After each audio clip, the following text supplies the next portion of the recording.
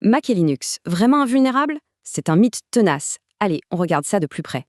Le problème, c'est que cette idée peut donner une fausse impression de sécurité. Alors, quelle est la réalité? En gros, l'idée c'est pas de Windows, pas de problème de pirate. Mais c'est un peu simple, non? En fait, plus ces systèmes sont populaires, plus ils intéressent les pirates. C'est assez logique. Clairement, les choses ont changé. Plus d'utilisateurs, ça veut dire plus de cibles potentielles pour les hackers. Pour bien comprendre, regardons un cas concret, les failles de macOS High Sierra. Ça fait du bruit. Imaginez, un bug permettait de devenir super administrateur, sans même avoir besoin d'un mot de passe. Incroyable. Et ce n'est pas tout. Une autre faille ouvrait l'App Store avec n'importe quel mot de passe. Oui, n'importe lequel. La preuve est là. Aucun système n'est parfait, même ceux qui ont une excellente réputation en matière de sécurité. Ok, et pour Linux alors? Le fameux champion de l'open source, est-ce que c'est une autre histoire?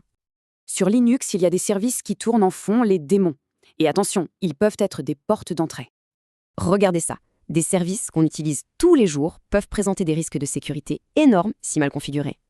C'est fou, mais une seule ligne de code mal configurée et hop, un attaquant peut avoir un accès total.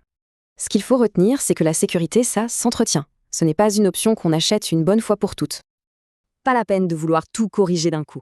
Le truc, c'est de viser les 20% de failles les plus dangereuses en premier. Alors, concrètement, comment on se protège? Voici 3 étapes essentielles, peu importe le système d'exploitation. Et c'est important pour tout le monde. On parle de la protection de données personnelles, financières, professionnelles. Au final, la question n'est pas de savoir quel OS est le meilleur. La vraie question c'est, est-ce que le système est bien à jour